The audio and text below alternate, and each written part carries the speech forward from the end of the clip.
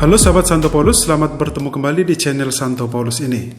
Dalam katekesi santai episode 29 ini kita mau membahas tahap-tahap perkembangan dosa dalam hidup manusia. Bagaimanakah proses berkembangnya dosa dalam hidup manusia? Pertama-tama saya akan mengajak Anda untuk merenungkan satu contoh ini. Seseorang sakit gigi tapi dia tidak terlalu menghiraukan sakit giginya itu karena sakitnya itu kadang muncul kadang hilang. Tapi lama-kelamaan sakit giginya itu semakin parah yang akhirnya harus dicabut dan dioperasi. Nah, proses berkembangnya dosa dalam hidup manusia persis sama dengan contoh sakit gigi tadi. Karena dimulai dari hal-hal yang kecil, lalu dipupuk terus-menerus, lalu menjadi besar sehingga sulit untuk diatasi kecuali dicabut atau dieliminasi. Kita akan mendalami tema perkembangan dosa ini menurut seorang ahli yang bernama Francis Pirago dalam bukunya The Catechism Explained and Exhaustive Explanation of the Catholic Religion.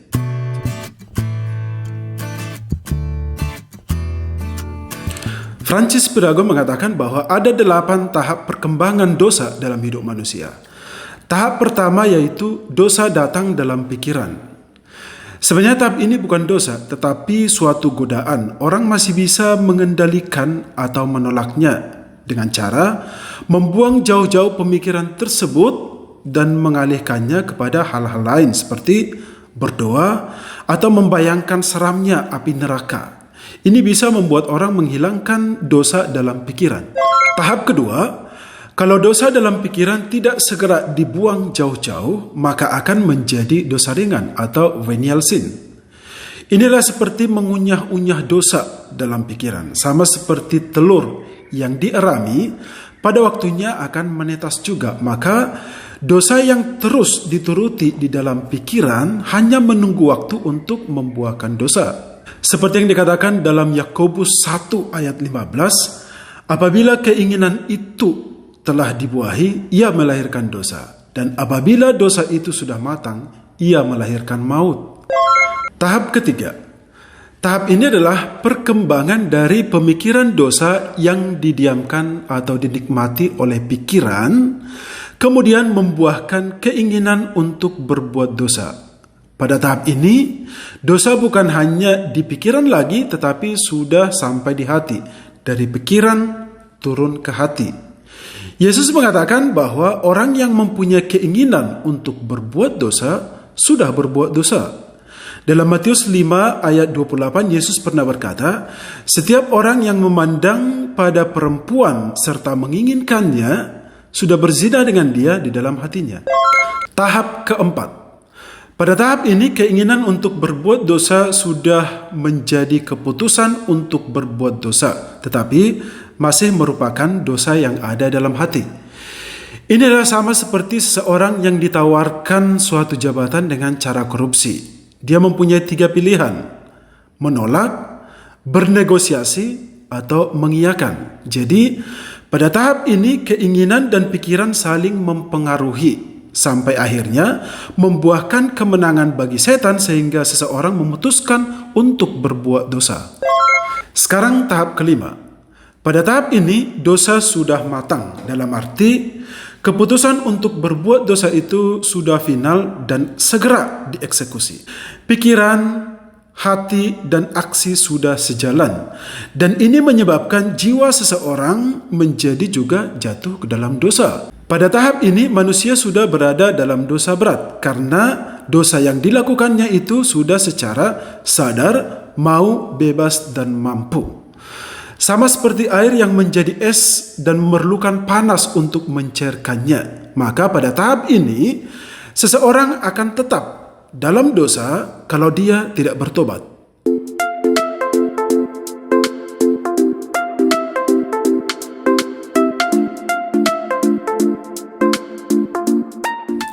Yang berikut adalah tahap ke-6.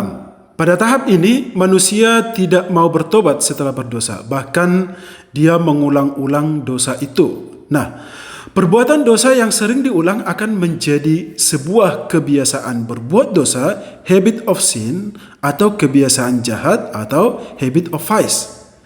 Dengan pengulangan dosa, maka manusia pada tahap ini menjadi sebuah kefasihan untuk berbuat jahat, dan keinginan hatinya juga sudah mempunyai kecenderungan untuk berbuat jahat.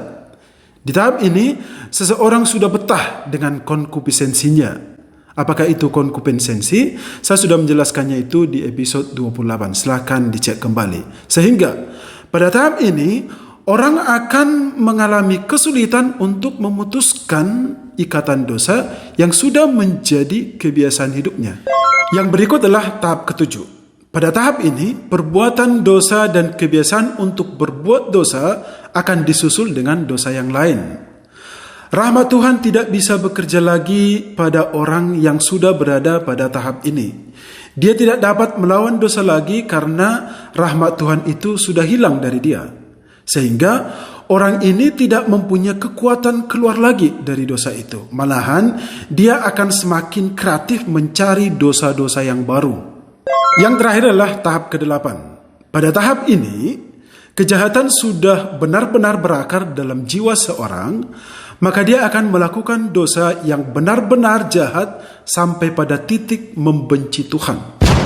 Dengan sadar dan segenap hati dia akan melawan Allah dan menghujat Roh Kudus, di mana menghujat Roh Kudus itu adalah dosa yang tidak bisa diampuni. Dalam Markus 3 ayat 29 itu digambarkan.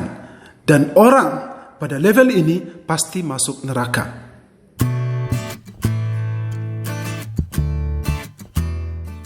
Banyak orang meminta saya untuk memberikan satu contoh dosa menghujat Roh Kudus itu seperti apa bentuknya. Nah, kali ini saya akan menjawabnya. Menghujat Roh Kudus berarti menolak kerahiman Allah atau tidak percaya kepada Allah yang Maha Rahim. Nah, jika manusia menolak kerahiman Allah, maka tidak mungkin Allah bisa bekerja dalam hatinya dalam mengampuni dosa-dosanya. Lalu contoh menolak kerahiman Allah itu seperti apa? Saya akan memberikan contoh sederhananya begini. Manusia hidup dalam dua asumsi yang salah. Pertama, dia menganggap bahwa Tuhan tidak bakal mengampuni dosanya. Dan yang kedua, dia menganggap bahwa Tuhan tidak bakal mengadilinya. Jadi inilah salah satu contoh dari dosa menghujat Roh Kudus.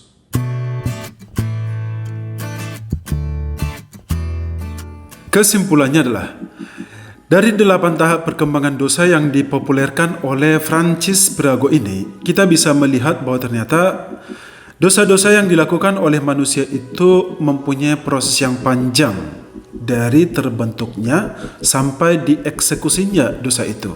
Dengan kata lain, dosa itu tidak langsung jadi begitu saja, tetapi melewati tahap demi tahap atau proses demi proses, dan itu tergantung pada kepekaan hati nurani seorang untuk mendengarkannya. Nah, dari tahap perkembangan dosa ini kita bisa memetik sebuah pelajaran berharga agar kita jangan sampai menumpuk dosa.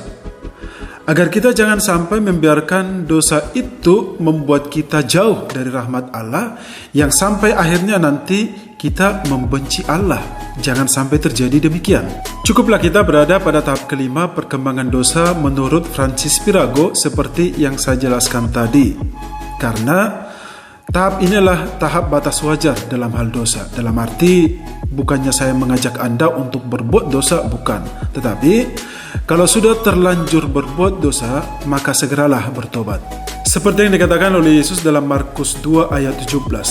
Bukan orang sehat yang memerlukan tabib, tetapi orang sakit.